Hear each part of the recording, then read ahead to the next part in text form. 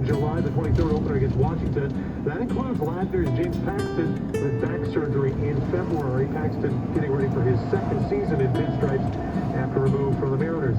And Baseball America is reporting that minor league ball is expected to officially cancel their 2020 season today. That would mean teams like the Vancouver Canadians can now turn their focus to next year. It's long been rumored, too, the Seas will move to a full season schedule in 2021. Sports at 15 to 45 past every hour or anytime at sportsnet.ca/executive. News 11:30 time 12:47. Thanks for joining us on your Tuesday afternoon. I'm Curtis Doring. Your need-to-know news update in partnership with CapitalDirect.ca, working to support our community.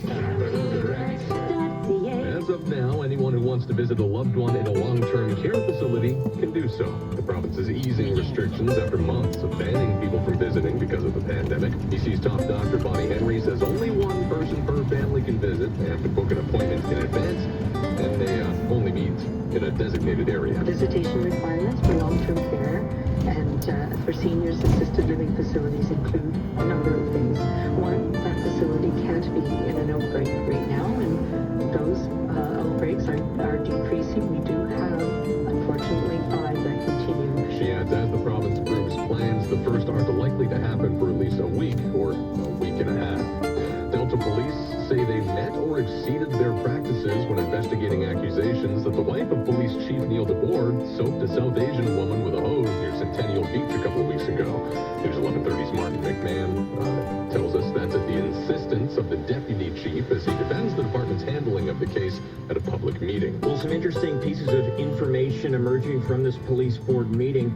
Deputy Chief Norm Lipinski is the one that's taking the communications lead on this because this situation does involve the wife of the police chief, and he's standing by the way this has been handled. He says that established practices have been followed, suggesting there was even a greater level of oversight than usual, mentioning the fact that a senior manager was brought in to overlook everything. Another interesting aspect to this, Mayor George Harvey saying the walks where this incident is said to have happened were actually on public property. They were not behind the property line off the Dubourg residence. Surrey RCMP has been brought in to take a further look at the case. It's about to start costing more to buy groceries because the Canadian supply chain will get to get your food is costing more. News 11:30 Sonia Haslam is on this story. And Sonia, you're speaking with a leading Canadian expert in this field. So for the average Canadian household, he's predicting that food prices are going to cost you anywhere between $400 to $500 minimum. So at a time when money is already tight for a lot of people, given this pandemic, that's going to be a hard thing to hear. And again, it's just so everyone knows, it's everything that's at the grocery store. It's not like one sector or one part of the grocery store is going to cost you more. It's everything from meat to seafood to baked goods. And the prediction is we'll pay more for food well into next year. And speaking of food, you'll be able to soon enjoy a hot dog, hamburger, or even an ice cream on several Vancouver beaches. The Park Board reopening 12 concession stands and parks and beaches around the city starting next Tuesday. Meanwhile, several city golf course clubhouses will be open this Friday. The catch is you won't be able to pay with cash, and seating inside clubhouses will only be at 50% capacity.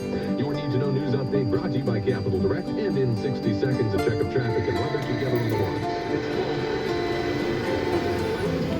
You're missing out. Tune in 3, 4, or 5 times a day to make sure you're getting the latest breaking news, traffic, and weather. This is News 11:30. Make the most of what comes next with a bank account that gives you more. With the Scotiabank Ultimate Package, you can get a boost to your savings, unlimited Interac e-transfer transactions, and a $300 welcome bonus. So make the most of what comes next with the Scotiabank Ultimate Package. For a limited time, conditions apply. Visit scotiabank.com/ultimate300. Scotiabank. Walmart is now rolling back prices on thousands of everyday essential items to help your family stretch every dollar. Save $2 on Le Grill barbecue spices, now only $3.97. Walmart. Save money, live better. It's 12:51 to the traffic center in Matt Coffin. Yeah, a few problems on the go now. I'm looking for updates of the Port Van. 100 reports of a car fire eastbound Johnson Hill. So there you have it, just before the 152nd overpass. And eastbound, the right lane for sure blocked off on Cruiser Ride to Mayotte Block. The left center lane, perhaps the left off Woodland lane for 152nd. Keep the updates coming. It's all hands-free, please, to star 1130. Now, out of town, there's a truck off the road, Highway 1 westbound, just before Hurling Island. The right lane blocked by crews on scene. So a little pocket of volume there westbound between Hope and Chilliwack, just before Bridle Falls. Road work to keep an eye out for. First off in Burnaby, low-key eastbound, just around Production Way. That's backed up from Underhill. There's also road work in Vancouver, 1st Avenue eastbound at Nanaimo. That's single lane, backed up on Victoria Drive. And then if you were to come across any other problems, again, hands-free, please, star 1130. Jim and Russ invite you to download Hockey's favorite podcast, The Suspendables, and celebrate episode number 50 with the great one himself, Wayne Gretzky. And now to the Ben Folds Roofing and Solar Weather Center and meteorologist Michael Coos. Michael, I'm starting to see some blue sky out here in Vancouver. How are our friends in the Fraser Valley doing? Still pretty socked in out in the valley. We're also looking at some showers up there as well. But now east of Abbotsford, so it is improving gradually from west to east. We do have some sunshine around downtown, stretching out into West Vancouver, out toward UBC. So that sunny patch is at least working in our general direction. We'll see a nice little stretch from around now along the coast to about an hour from now, farther inland, all the way up until about 5 p.m. And then there's a chance for some showers to develop late afternoon into the early evening. It would be isolated. You could even see a thunderstorm pop up in there. And then as we get into the late evening, everything settles right down. That little finger won't last that long. As we head into the overnight, mainly cloudy, chance for a few showers tomorrow morning, tomorrow afternoon. We should see again a mainly cloudy sky with just a small chance for a few pop-up showers on Canada Day. The majority of Canada Day will be dry. Precipitation's a lot more likely the farther east you go in the valley as opposed to closer to the coast. It's 12:54. Some of the Canucks are back on the ice at Rogers Arena, getting warmed up for the NHL's plan to resume play. There are concerns as more than 24 players across several teams have tested positive for COVID-19 since resuming practice earlier on this month. Scott Rintoul with our sister station, Sportsnet 650, thinks play will go on despite all those cases. Yeah, it looks like it's leaning toward Vegas and Toronto, that they're going to give it a go. Might that mean they give it a go and stop? Sure. But I can't see them shutting it down beforehand unless there is a very large spread outbreak, maybe specifically with one team or in one of the hub cities. You mentioned Toronto there. The other Canadian city in the running to be a hub city is Edmonton. Cineplex is reopening some of its theaters on Friday, and several locations in the Lower Mainland have made the cut. They include the one in Burnaby's Metrotown and the Scotiabank Theatre in downtown Vancouver. There will be limited food options, but you will be able to get popcorn. No cash will be accepted and seats will be limited. On Monday, the theater chain reported a first quarter loss over $178 million, and that's mostly because of the pandemic. The Cineplex is also vowing to sue British-based Cineworld for calling off its multi-billion-dollar takeover of the company. Carl Garnish has your business news coming up next. It's 12:55. Hi, I'm Pep Donovan from Freedom Capital. I think getting a loan or a mortgage should be within everyone's reach. So at Freedom Capital, our focus is delivering fast and easy access to money, even to the most challenging of cases. Take advantage of ultra-quick closings, no limit financing, no credit qualifications, and most importantly, no headaches like the big banks. At Freedom Capital, we take pride in being the leading providers of alternative mortgages in Canada. So if your situation falls outside of the conventional lending box, we have you covered. Apply now at freedomcapital.com. Want to discover this year's most innovative new products? Visit productoftheyear.ca. From the buzziest beauty products and luxe culinary finds to cutting-edge appliances and oh-so-good sweets, thousands of Canadians have voted for the most innovative new products for 2020. The world's largest consumer-voted award for product innovation that recognizes product design, functionality, and packaging. And the products that impressed are yours to behold at productoftheyear.ca. It's 12:56.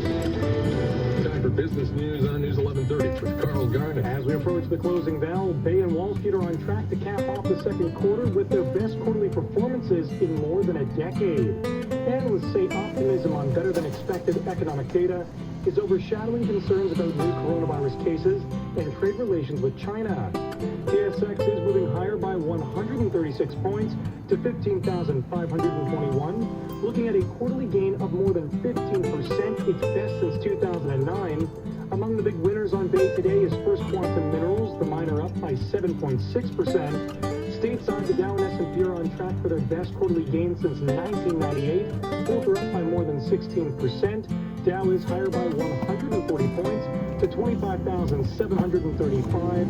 And with bank stocks, Goldman Sachs and JP Morgan adding to the Dow's gains. Goldman Sachs up by 1.9%. JP Morgan higher by 1%. Now taking a look at the S&P and NASDAQ, they're higher by at least 1.2%. S&P adding 39 points to 3,092. And with the NASDAQ higher by 157 points to 10,031. And the NASDAQ is on track for its best quarterly gain since 2001, up by more than 29%. As for shares of FedEx, they're higher by 3.8%, as the shipping giant is preparing to release fourth quarter results after the closing bell. Oil logged its best quarterly gain in decades, up by more than 90%, but at the close today, it did fall by 1.1%, finishing at $39.27 a barrel. As for Western Canadian Select, it's down by more than 3.7% to $29.14 a barrel, while the Canadian dollar is higher by 43.01 to 73.64 cents U.S. And gold finished at its highest level since 2011. It rose 1.1% to $1,800, and it was up nearly 13% for the quarter, its biggest percentage gain in 4 years. At the Business Center, I'm Carl Garnett. COVID-19 has affected all of us. It's impacted our jobs, businesses, and day-to-day lives. But we have an opportunity to bounce back stronger than